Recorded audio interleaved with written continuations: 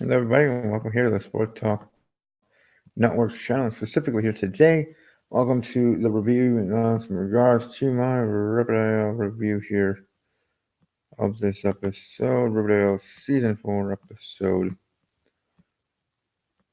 2. And like my dog, after everything I've lived through, I don't think going back to textbooks and cafeteria politics is really my scene. And with that line, Mad Dog sums up the problems with this week's Riverdale episode. Following seasons packed with serial killers, cults, and murderous people, it's hard to care about the stories of typical teenage life that this episode places front and center. How can we possibly be concerned with things like football practice when we already have seen Archie nearly murdered by a bear while on the run with his girlfriend drug king drug kingpin partner? Bella. Sorry, my puppy dog season of the dog outside. I'm sorry, but as a viewer, I'm just not capable cognitively required in order to buy what this episode is selling. Fortunately, though, this is Riverdale. By the time the end credits roll, we are reminded that in just a few months, Jughead will go missing and life in the town will return to chaos and return to that type of business as usual. Besides, anyways, Betty's mom is still in the cult. Cheryl is having heart to hearts with her dead brother, and Veronica makes crazy and stupefying choice to press conference, hold a press conference in which she performs a standard from Chicago for no good reason. So this ain't quite Party of Five territory, but still though, high school based stories, it be what it be, I understand. And I don't hate it, but now we got for High School Musical and my Disney shows for that to enjoy. Just I don't want to see that here in Riverdale. It's a different type of show. It needs to be more adult modernized to me, at least in that way, if that makes sense to those watching. But still, love the show and have enjoyed. Well, obviously enjoyed last season, enjoying this season. But just that's part of it. Hard pass.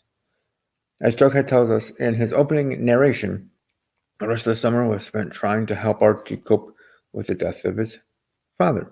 But now the time has come for the gang to begin their senior year. Colleges have to be applied to, dances need to be planned, etc. There's a new principal at Riverdale High, Mr. Honey, Barker Smith, played by.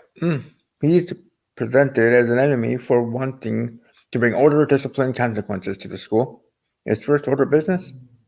He cancels the back-to-school dance that Cheryl and Tony were planning, despite seeming to have a reasonable grasp of as he was assigned to. Mr. Honey is viewed as an enemy, someone who dares to challenge the flipping wonderkind and craziness and beauty that is Cheryl Blossom.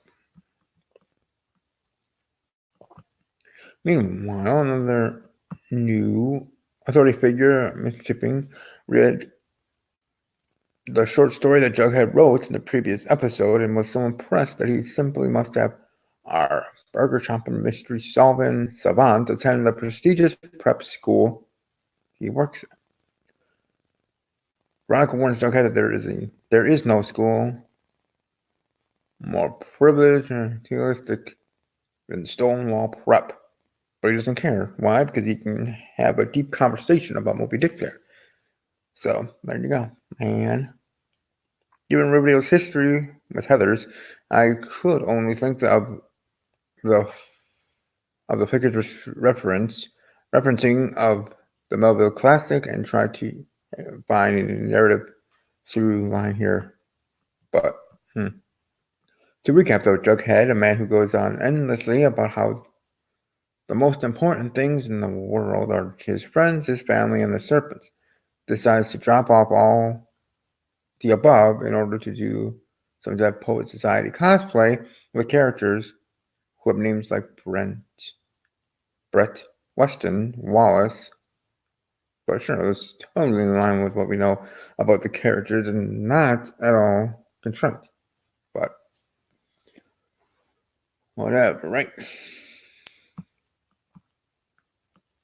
Moving on, but with any means necessary in the way that they had be off to indulge in pursuits, Betty has some free time to try to track down her mom, as she and Charles do their own half-assed remake of Mindhunter. Kevin appears and actually gets some screen time this week, so that was nice to see. So for me, personally, then he immediately betrays Betty after begging for her forgiveness, then runs back into the arms of Bangs and the farm.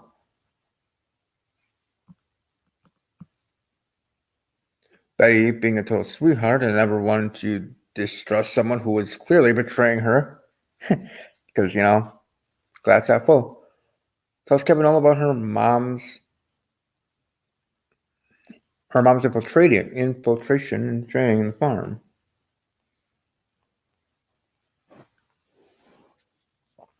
Sorry, replying to someone in regards to the whodunit game.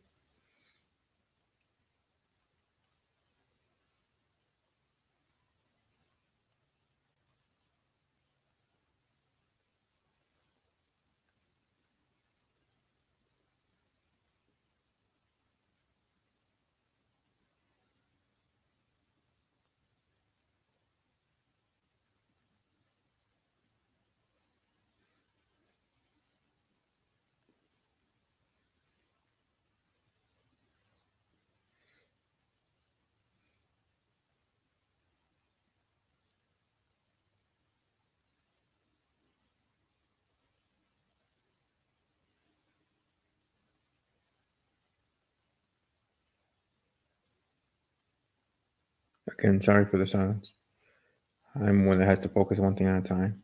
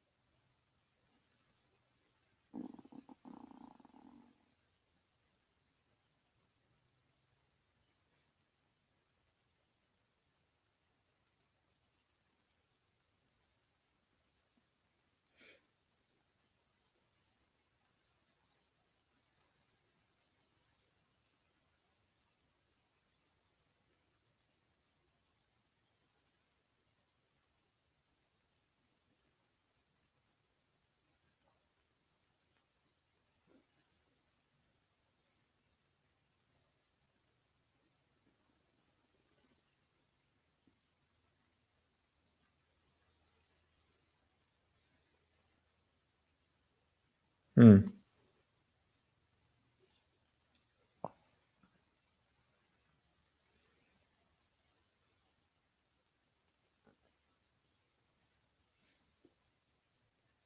All right, sorry about that. Whodunit game. I'll be doing my case here shortly on that. But anyways, yeah. So telling her about her mom infiltrating the farm. Eventually, Charles agrees with Betty's tactics because in the world of Riverdale, excuse me, is perfectly normal for law enforcement agents to have no idea what they are doing. I mean, if they're just outright hooligans to begin with. Mm-hmm. So next week we will have a farm throwdown, whereupon which Kevin may or may not screw over Betty again before disappearing from the show, weeks at a time or whatever. But either way,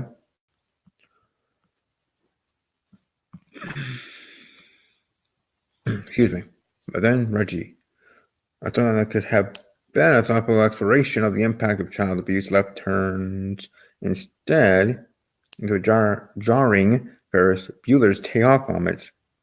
I really have no idea what the heck is going on with all that beyond just that. But somewhere there's a great connection to be made about how the children of Riverdale are continually being forced to answer for the parents' sins. especially in light of how Veronica declares, I stand with and for myself after wowing a journalist with her take on pornography. Let's say. Yet none of that comes across on screen. Playing lip service to such a serious topic is not a good look and something that Riverdale should aspire to be better than. Because that, for dang sure, especially when talking about, like I said, such a serious topic like that. But we don't want to make haste in regards to just one episode of a serious topic. So,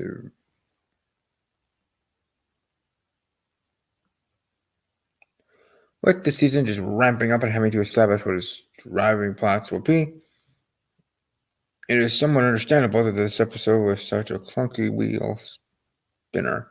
Could this be the worst installment the series has ever done? I'll leave that up to you to debate in the comment section below. And here's some little highlights around, so I just want to share little tidbits. Since the title of tonight's episode is a spin on the 1982 classic Fast Times at Ridgemont High, I can see why some things going down.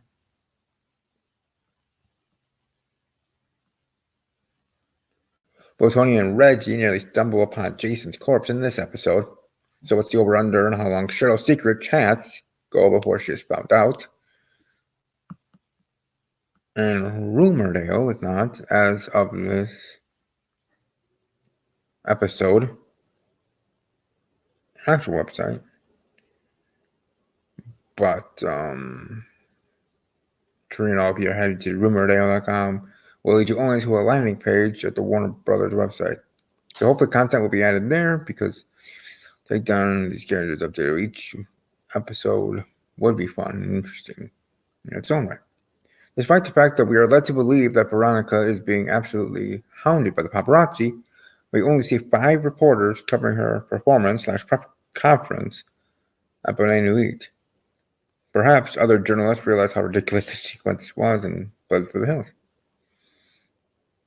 Veronica mentions a teacher named Miss Verbal, whom I desperately hope we get to see teaching SAT prep classes. Yeah, you get it? I'm trying to be clever. Cheryl declares that Mr. Honey will be beheaded by homecoming. In this town? You never know. Mr. Mendes has the vanity license plate MGNFCNT, and in the Archie comics, Reggie regularly refers to himself as Mantle the Magnificent. Apparently, there's footage of FP, Jughead, and Jellybean filmed for the episode that were edited out. As stills from the deleted scenes appear on the CW press site, my guess is that Jellybean convinces Jughead to attend Stonewall Prep in the scene, because it still seems like an extraordinarily out-of-character decision for him to make. But he's a character on the side. Plus, I enjoy seeing Jellybean on the screen. Just say that. And what is the future hope for Veronica Gomez and Archie? There's no possible way she's going to Harvard, because that would seriously complicate plans for the show's next season. Next one is FP mentions his estranged father. The first, that character will make his first appearance in a few weeks and will cause huge headaches for the entire Jones family.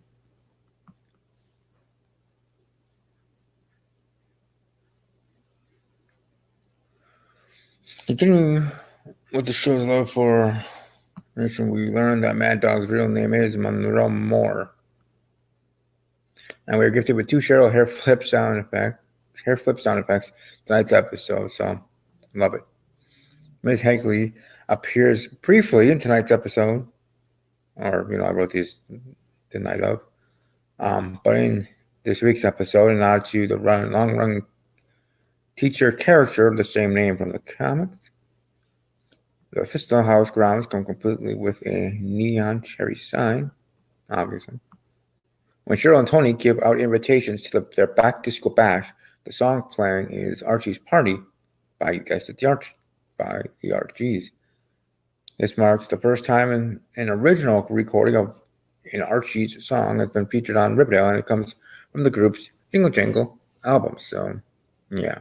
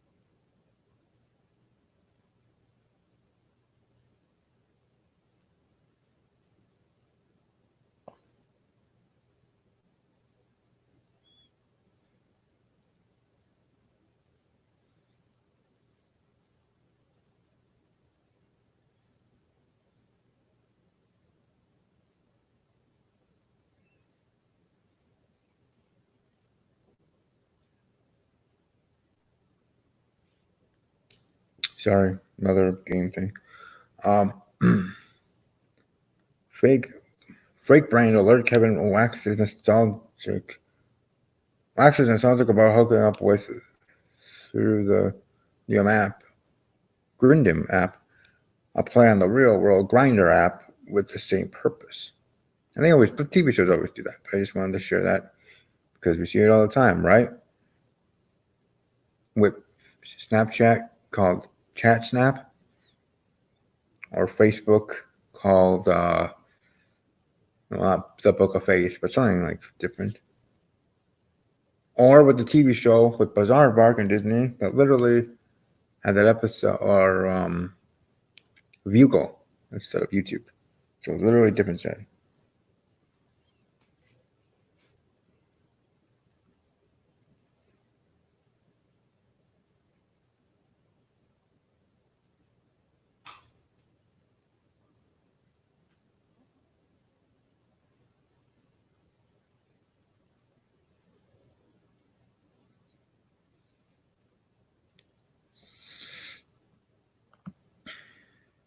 At one point, Jughead remarks that my pal Archie is a fighter. This is a subtle reference to the recent Your Pal Archie comic, which was modernized take on the characters. And then, Cheryl would absolutely be expelled for that beehive stunt. But yes, great episode of greatness there. Certainly enjoyed it for what it was.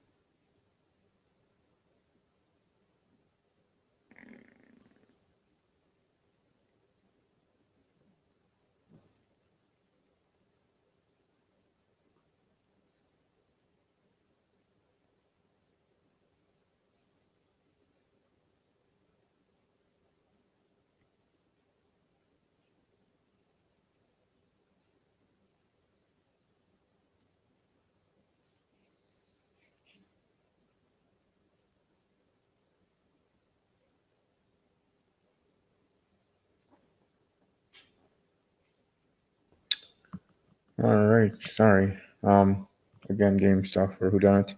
Cases are due tonight, so I gotta get that done at some point. But anyways, hope you guys enjoyed this review. Again, sorry for the stops and starts.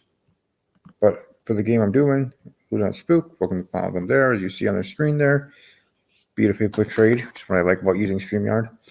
You can also follow me on Twitter personally at army_strong_06.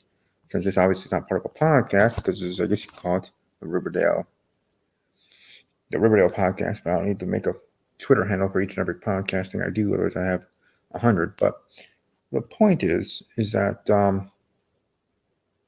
hope you did, and I hope you guys are enjoying Riverdale in its own entirety. Welcome to leave a like, support the channel, YouTube algorithm stuff. So, anyways, enjoy your day, whether in your area. And above all else, as always, take care.